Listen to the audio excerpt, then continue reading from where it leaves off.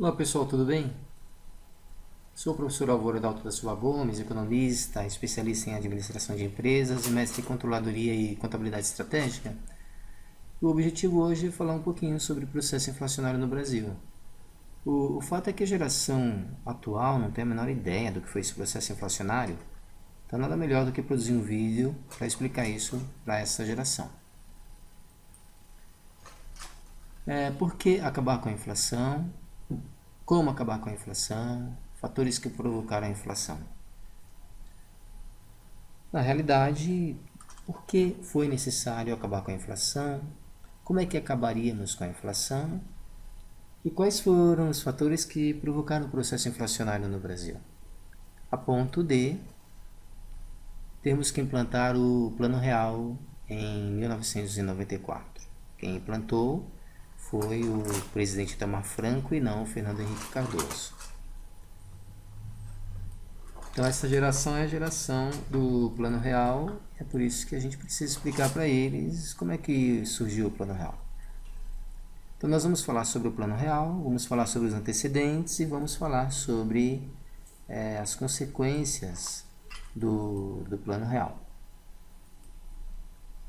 Então temos aqui duas questões: por que acabar com a inflação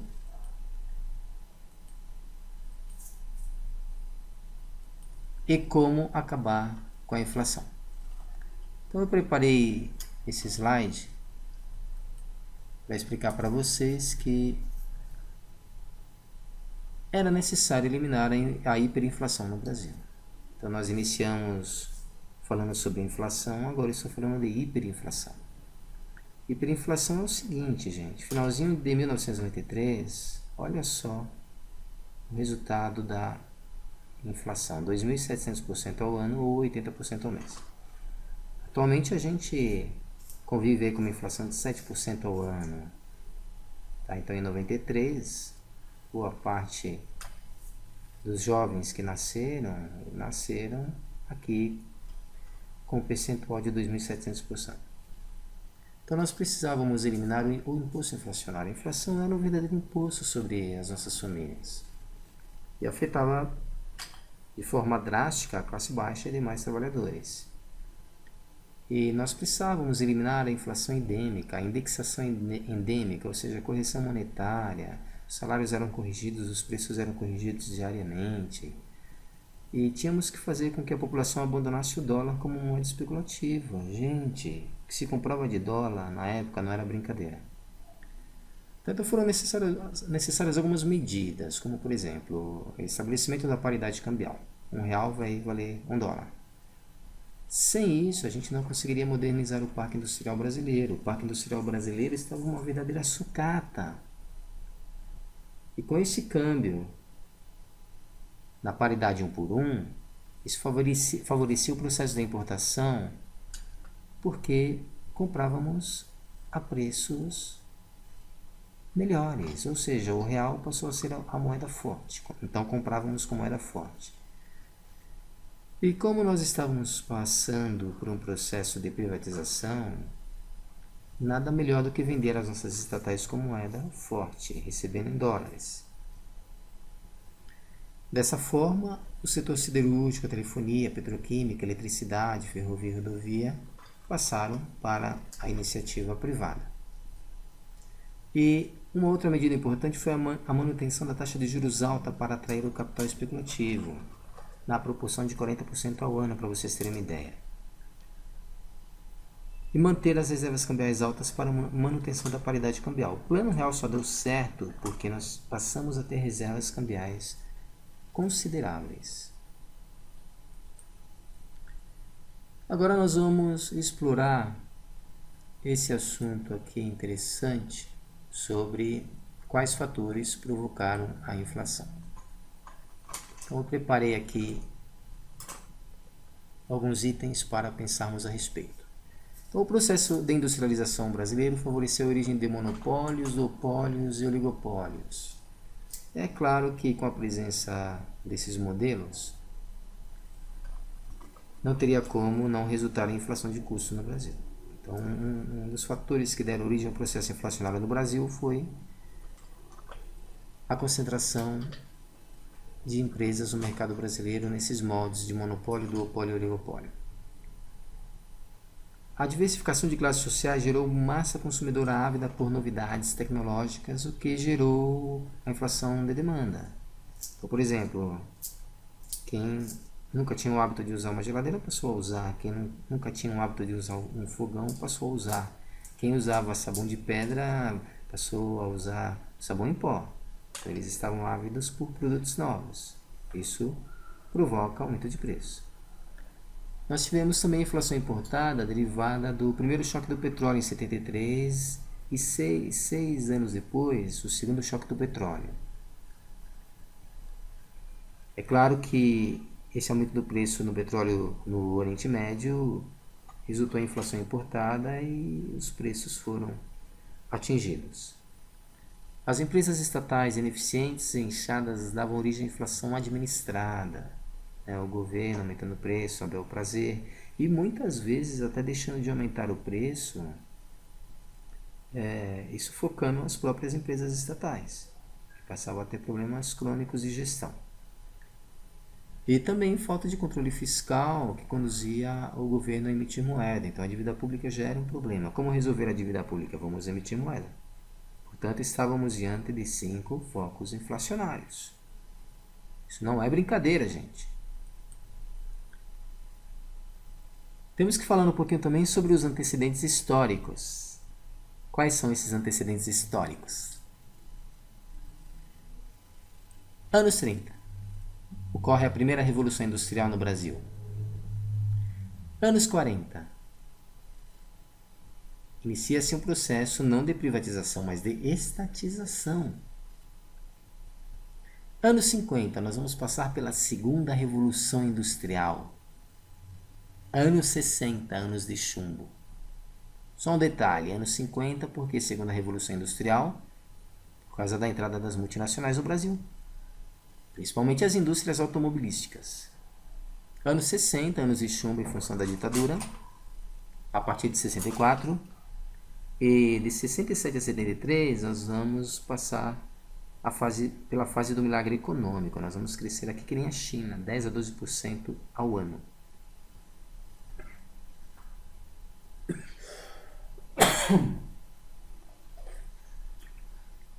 Tossindo um pouquinho. Anos 80, década perdida em função da aceleração do processo inflacionário. E anos 90, eu coloquei aqui uma interrogação, será que foi década perdida ou não? Por quê? Porque nós vamos acelerar o processo de privatização. Isso vai desonerar o governo, então eu não considero totalmente a década perdida. Mas o processo inflacionário vai se intensificar até 1993, chegando a 2.700% ao ano, o que vai fazer com que o governo implante o plano real a partir de 94. Então, isso que eu queria falar sobre os antecedentes históricos. Eu fiz aqui também um fluxo sobre o processo de industrialização no Brasil. Então, 1930, a primeira Revolução Industrial Brasileira, o objetivo acelerar o processo de substituição de importações. 1945 foi criada a Petrobras, ou seja, uma monopolização estatal na área de petróleo e também na área elétrica, telefonia, ferrovias e rodovias. Além do desenvolvimento das indústrias de base, como a criação da Companhia Siderúrgica Nacional. Então é essa estrutura aqui que vai dar origem à inflação administrada. E eu coloquei aqui CLT, a Consolidação das Leis do Trabalho, que graças a Deus foram instituídas no Brasil na época do Getúlio Vargas. Esse outro quadro fala do processo de industrialização do Brasil a partir dos anos 50, com a entrada das multinacionais. Tá? Então, muita empresa entra no Brasil de forma pioneira e vai dar origem não aos monopólios estatais, mas aos monopólios naturais, duopólios, oligopólios, e isso vai gerar a inflação de custos no Brasil. Só para vocês terem uma ideia, os setores monopolizados eram cimento, fraldas descartáveis, embalagens longa-vida. Os setores duopolizados, setor fotográfico, setor aéreo, setores oligopolizados, elevadores, escadas rolantes, setor automobilístico, higiene e limpeza, lácteos, farmacêutica, pneumáticos. Isso, de uma certa forma, vai estimular o Brasil a criar em 94 a Lei 8.884, que foi reformulada pela 12.529 de 2011, dando origem ao Sistema Brasileiro de Defesa da Concorrência. A preocupação já existia desde os anos 40, tá? Então essa lei ela só veio a se consolidar. O processo de industrialização no Brasil é de 67 a 73, com o milagre econômico, né, onde o Brasil crescia de 10 a 12%, que eu já falei. E até 73, maravilha, muita gente feliz em trabalhar nas estatais, nas multinacionais. Mas a partir de 73, com a crise do petróleo, 6 anos depois, com o segundo choque do petróleo, nós vamos ser vitimados pela inflação importada, vamos ter que batalhar para pagar a conta petróleo, isso vai gerar um endividamento externo de grande intensidade. E todas as obras em infraestrutura que haviam sido feitas no Brasil a partir dos anos 40, como o Plano SALT, Plano de Metas, PAEG, planos trienais, plurianuais, eles foram praticamente abandonados. Então não tinha mais como investir em infraestrutura no país a partir de meados dos anos 70. Foram abandonados. O mais recente plano de desenvolvimento foi criado recentemente, o PAC, e mesmo assim não deu conta do recado. O processo de industrialização no Brasil transformou a sociedade brasileira. Por quê? 1500, por exemplo, o regime era escravocrata, muita presença de artesãos e mão de obra indígena. 1822, fase imperial, já estávamos o funcionalismo público, né, do próprio governo imperial, presença de bancários, porque já existiam bancos, corretores, comerciários, porque o comércio também já se fazia presente, e também operários, né, cidades estavam sendo construídas no Brasil. Já haviam sido construídas no Brasil, formadas. 1889 com a República, a presença de imigrantes, funcionários de empresas estrangeiras, funcionários de estatais. Então, isso transformou, de fato, a sociedade brasileira. O processo de industrialização no Brasil também conta com investimentos sustentados por endividamento externo e aumento dos gastos públicos. Então nós entramos nos anos 80 completamente endividados, o gasto público lá nas alturas, e vai ocorrer o quê? A intensificação do processo inflacionário, vamos atingir a inflação de 2 dígitos, e que vai obrigar o governo a implantar planos econômicos. Então saíram de cena os planos de desenvolvimento e entraram os planos econômicos. E nessa década aqui nós vamos presenciar também a quebra de várias instituições financeiras no Brasil. Então o processo inflacionário, com o seu fim, vitimou instituições financeiras. Então, só para vocês terem uma ideia, os planos anteriores ao Plano Real foram esses aqui: Plano Cruzado 2, Plano Brescia, Plano Verão, Plano Collor 1, Plano Collor 2. Então, nós vamos ter quebradeira de banco nesta fase aqui do governo do presidente Sarney. E depois, no início de 93, com a implantação do final do Plano Collor e início do Plano Real. Tá? Então, só retomando, anos 80 vai vitimar vários bancos, e anos 90 também, porque anos 90 nós vamos entrar fortemente com o combate ao processo inflacionário.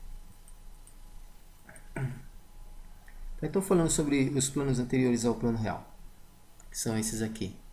As medidas mais comuns, né? Congelamento de preço e salário. Hoje ninguém ouve falar de congelamento de preço e salário.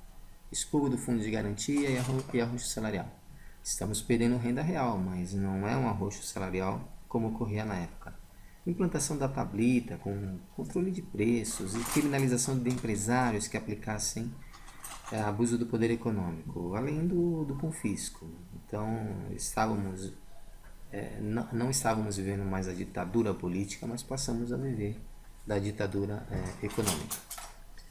Então, o Plano Cruzado ele foi lançado em 28 de fevereiro de 86, durante o governo Sarney, e o principal objetivo, redução e controle da inflação.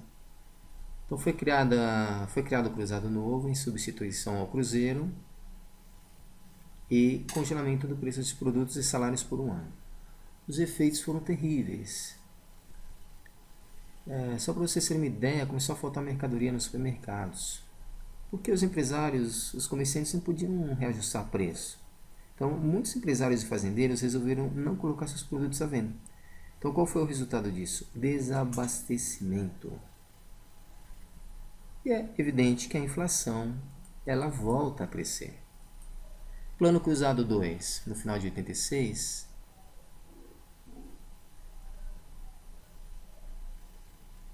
ele liberou os preços dos produtos e serviços, determinou o reajuste dos aluguéis entre proprietários e inquilinos, alterou o cálculo da inflação e passou a ter como base o gasto com famílias com renda de até 5 salários mínimos. Os impostos de bebidas e cigarros foram reajustados. As exportações caíram enquanto as importações aumentavam, esgotando as reservas cambiais. E é claro, né? Quando esgota a reserva cambial, o que isso significa? Desvalorização cambial. No Plano Bresser, em abril de 87, o ministro da Fazenda Luiz Carlos Bresser Pereira, ele apresenta um novo plano econômico. E incluía o congelamento de preços e salários, mas o plano tinha uma flexibilidade maior que os anteriores. Previa a duração de 90 dias para o tabelamento dos preços. Tarifas do setor público também foram congeladas. A equipe econômica trabalhou para evitar a valorização da moeda, que prejudicaria as exportações. A inflação caiu 27% em maio, de 27% para 4,5% em agosto. O congelamento provocou perda salarial e o governo voltou a permitir reajuste de salários no Brasil. O Brasil retoma negociações com o Fundo Monetário Internacional para o pagamento de juros da dívida e a moratória, que havia sido decretada em fevereiro de 87. Ela foi suspensa, essa moratória, tá? O Plano Verão, já com Maílson da Nóbrega, o quarto e último ministro da Fazenda do governo Sarney, vejam como cai ministro, em época de inflação. Entre as medidas adotadas, o novo congelamento, a criação do cruzado novo e o comprometimento de conter os gastos públicos. Demissão de 1/3 dos servidores federais contratados sem concurso. Proposta de uma reforma administrativa com a extinção de ministérios. Então aqui a gente entra num corte seríssimo de gastos públicos. Aí entramos no Collor 1. 15 de março de 90, foi aplicado um pacote de modernização e vitalização da economia. Volta do cruzeiro como moeda, congelamento de preços e salários, bloqueio de contas correntes e poupanças no prazo de 18 meses, demissão de funcionários e diminuição de órgãos públicos. Então o Collor ele entra cortando custo mesmo, com o objetivo de conter a inflação e os gastos públicos. Isso aí acabou provocando profunda recessão, desemprego e insatisfação popular. Os trabalhadores e empresários foram surpreendidos com confisco em suas contas bancárias. E o governo chegou a bloquear em moeda nacional o equivalente a 80 bilhões de dólares. Não deu certo, aí veio o Collor 2, 6 meses depois.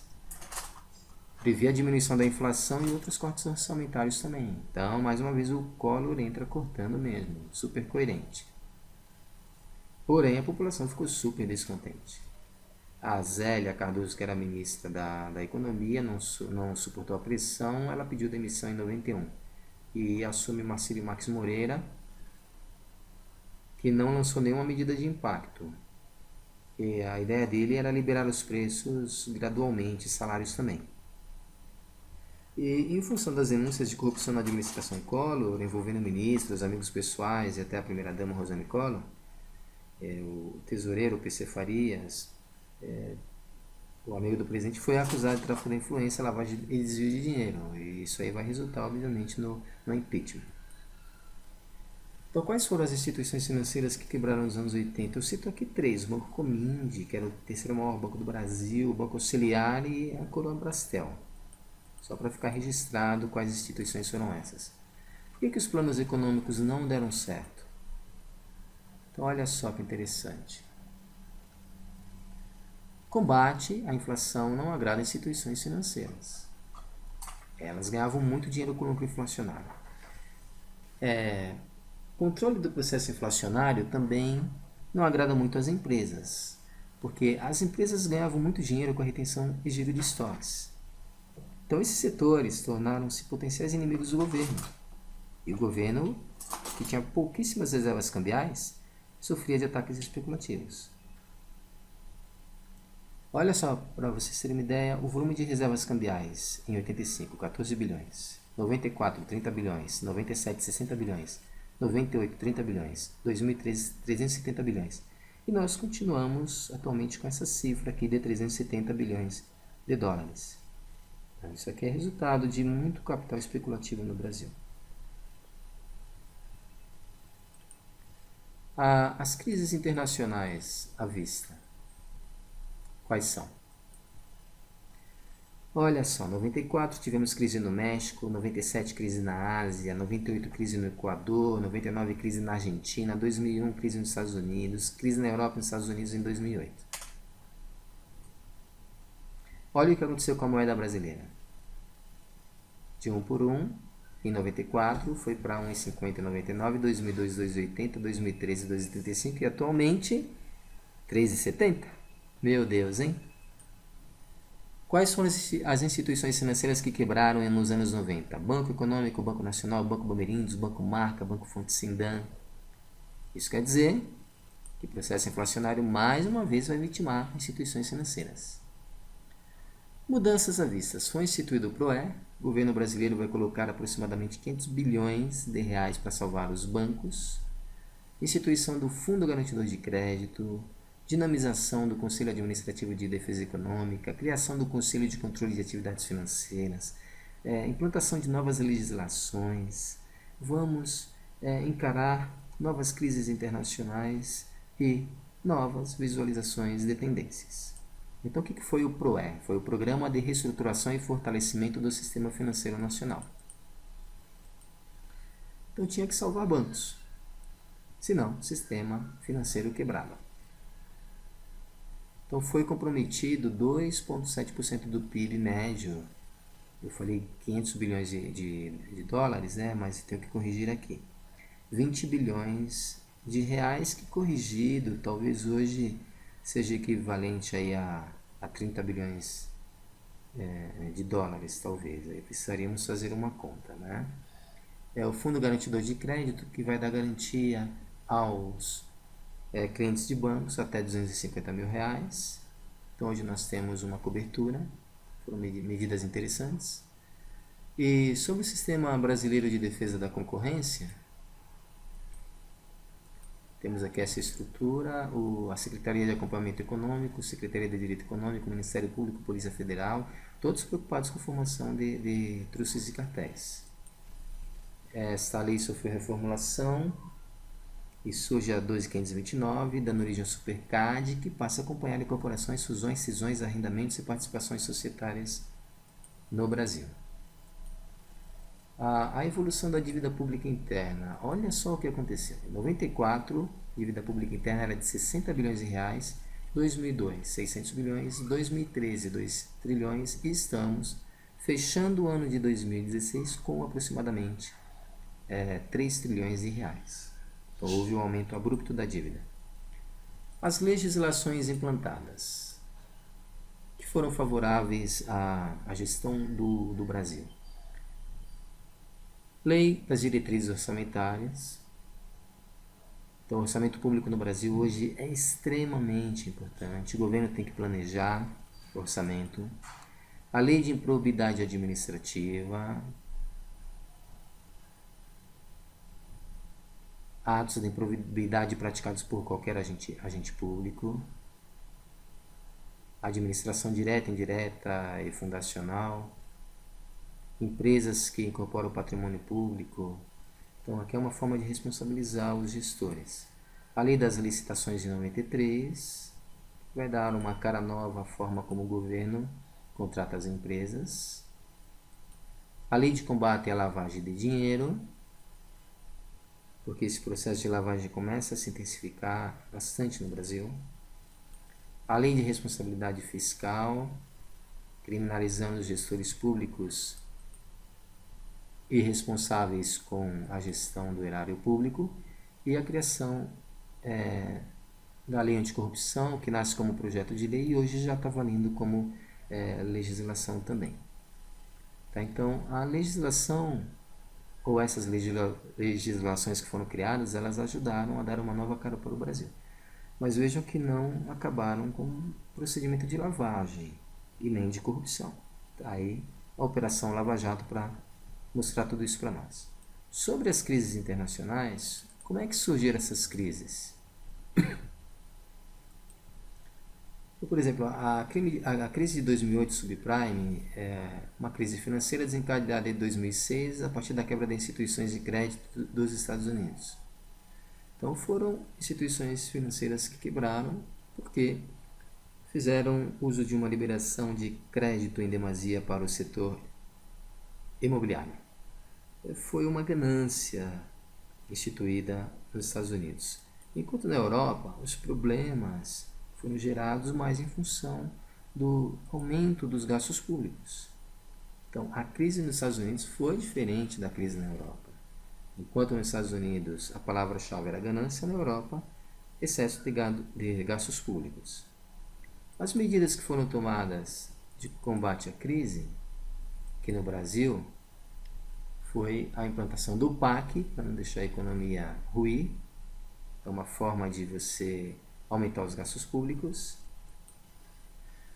Política industrial, desoneração de folha de pagamento para os setores prejudicados pelo câmbio. É uma outra ideia também lançada pelo governo, mas que não vai surtir muito efeito. E passamos a avaliar com muito mais cuidado as variáveis macroeconômicas, observando as tendências da taxa de juros, o PIB, taxa de inflação, taxa de câmbio, taxa de desemprego, saldo da balança comercial e reservas cambiais.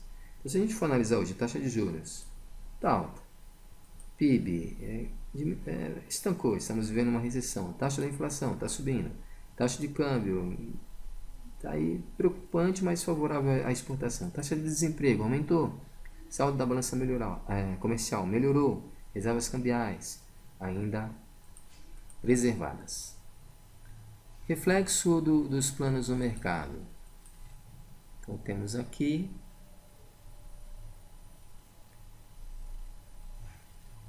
ainda a presença de trabalho escravo rural e urbano, trabalho infantil e ainda permanece a economia informal brasileira. Movimenta 651 bilhões de reais. Então, apesar de toda essa preocupação com o desenvolvimento, ainda temos alguns resquícios de problemas que precisamos eliminar no Brasil.